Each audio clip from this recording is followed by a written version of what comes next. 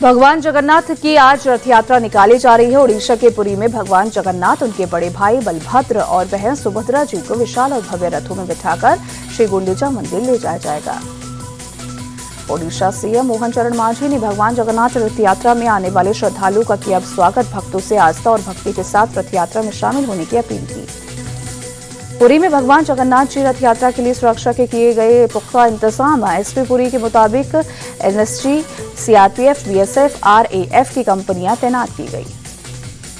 अहमदाबाद में आज भगवान जगन्नाथ की 148वीं यात्रा निकाली जा रही है। गृह मंत्री अमित शाह सुबह 4 बजे मंगला आरती में शामिल हुए। अहमदाबाद में 17 हाथी खींचेंगे भगवान जगन्नाथ का रथ। 18 किलोमीटर तक चलेगी भव्य रथ यात्रा। अहमदाबाद में आज जगन्नाथ रथ यात्रा के लिए सुरक्षा के कड़े इंतजाम। एआई सीसीटीवी से हो रही है रथ यात्रा के पूरे मार्ग की निगरानी। गुजरात के सूरत में भगवान जगन्नाथ रथ यात्रा को लेकर एक्शन में पुलिस प्रशासन। रथ यात्रा को लेकर बनाया गया कंट्रोल रूम। सीसीटीवी के जरिए रखी जा रही है चप्पे चप्पे पर नजर। पश्चिम बंगाल के दीघा में भगवान जगन्नाथ जी रथ यात्रा की धूम। भगवान जगन्नाथ के मंदिर को लाइटिंग से सजाया गया।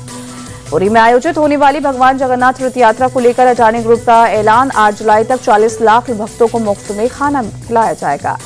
गाजियाबाद में सीएम योगी ने कांवड़ यात्रा की तैयारियों की समीक्षा की। प्लास्टिक मुक्त शिविरों और डस्टबिन की व्यवस्था के दिए निर्देश।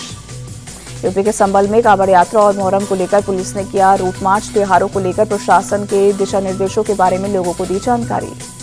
संभल एसपी के मुताबिक सभी ताजिए के साथ एक नोडल अधिकारी की तैनाती की गई है। सीसीटीवी के जरिए रखी जाएगी निगरानी। संभल में 30 कमेटी की हुई बैठक। सहारनपुर में भी त्योहारों को लेकर बढ़ाई गई सुरक्षा। पुलिस के जवानों ने शहर के कई इलाकों में किया फ्लैग मार्च। अयोध्या में मोहर्रम, कांवड़ और जगन्नाथ रथ यात्रा को लेकर सुरक्षा के पुख्ता इंतजाम। पुलिस की टीम ने शहर में किया फ्लैग मार्च। यूपी के नोएडा सेक्टर 2 में लगी भीषण आग। प्राइवेट कंपनी में लगी आग। फायर ब्रिगेड की टीम आग बुझाने में जुटी। आरएसएस ने एक बार फिर संविधान की प्रस्तावना से 2 शब्द समाजवादी और धर्मनिरपेक्ष हटाने की मांग की। संघ के महासचिव दत्तात्रेय होसबोले ने कहा, बाबा साहेब अम्बेडकर के बनाए संविधान में ये दोनों शब्द नहीं थे। दत्तात्रेय होसबोले ने कहा, आपातकाल के दौरान जब देश में मौलिक अधिकार नहीं थे, संसद नहीं थी और न्यायालय पंगु बन गया था, तब समाजवादी और धर्मनिरपेक्ष शब्द जोड़े गए। आज इनकी समीक्षा होनी चाहिए।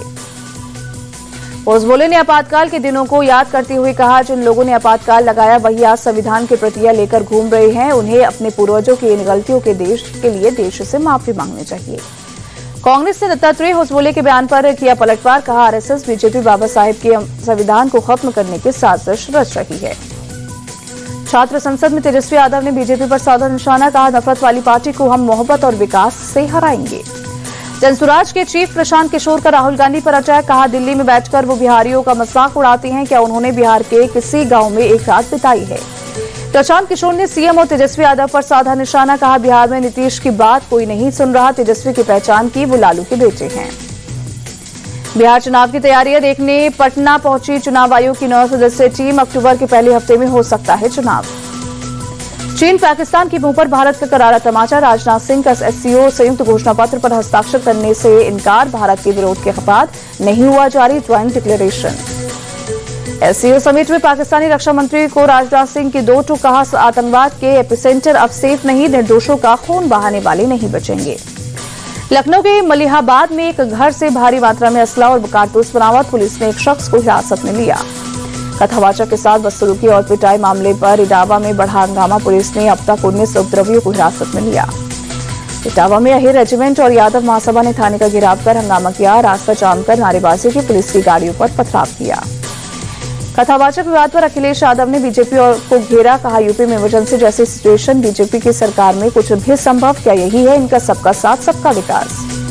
इटावा में हंगामे को मंत्री जयवीर सिंह ने सुनियोजित बताया। कहा, बीजेपी किसी जाति धर्म को लेकर भेदभाव नहीं करती। सत्ता की चाहत में कुछ लोग उपद्रव करना चाहते हैं। जयवीर सिंह ने सपा चीफ अखिलेश यादव के तथ्यविहीन बयान नहीं देने की अपील की। कहा, तथ्यों के आधार पर कार्रवाई होगी, जाति के आधार पर नहीं।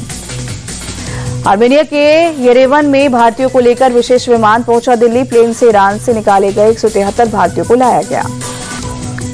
यूपी में हाथरस डीएम के ड्राइवर की बेटी की हत्या का मास्टरमाइंड गुलशन भारद्वाज गिरफ्तार। पुलिस एनकाउंटर में आरोपी बदमाश को लगी गोली। हत्या में शामिल 4 आरोपी अरेस्ट। मथुरा में कुख्यात इंटर स्टेट क्रिमिनल बॉबी गिरफ्तार। पुलिस के साथ मुठभेड़ में बॉबी घायल। बदमाश ने पुलिस टीम पर की फायरिंग। पुलिस ने बदमाश के पैर में मारी गोली। जम्मू कश्मीर के बसंतगढ़ में एनकाउंटर, सुरक्षा बलों ने एक आतंकी को किया ढेर। जम्मू कश्मीर के रामबन में भारी बारिश के बाद चिनाब नदी का जलस्तर बढ़ा। बगलिहार जल विद्युत परियोजना डैम से पानी हो रहा ओवरफ्लो। गाजियाबाद के HRIT यूनिवर्सिटी में टेक्निकल एजुकेशन के क्षेत्र में नए अध्याय की शुरुआत। IIT रोपड़ की साइबर फिजिकल सिस्टम्स लैब का उद्घाटन। अपने संबोधन में IIT रोपड़ के निदेशक प्रोफेसर राजीव आहूजा ने रिसर्च और इनोवेशन पर डाला प्रकाश। HRIT यूनिवर्सिटी के VC ने विशिष्ट अतिथियों को स्मृति चिन्ह भेंट किया। अमरनाथ यात्रा की व्यवस्थाओं पर जम्मू कश्मीर के LG विनोद सिन्हा और CM उमर अब्दुल्ला ने की बैठक, अधिकारियों से लिया अपडेट। अमरनाथ जी यात्रा को लेकर जम्मू कश्मीर में कड़ी की गई सुरक्षा व्यवस्था। गांदरबल में पुलिस और आर्मी के जवानों ने चलाया search operation. International space station में शुभांशु शुक्ला की एंट्री। यहां पहुंचने वाले पहले भारतीय बने। एक्सियोम 4 मिशन की हुई ISS में सफल डॉकिंग।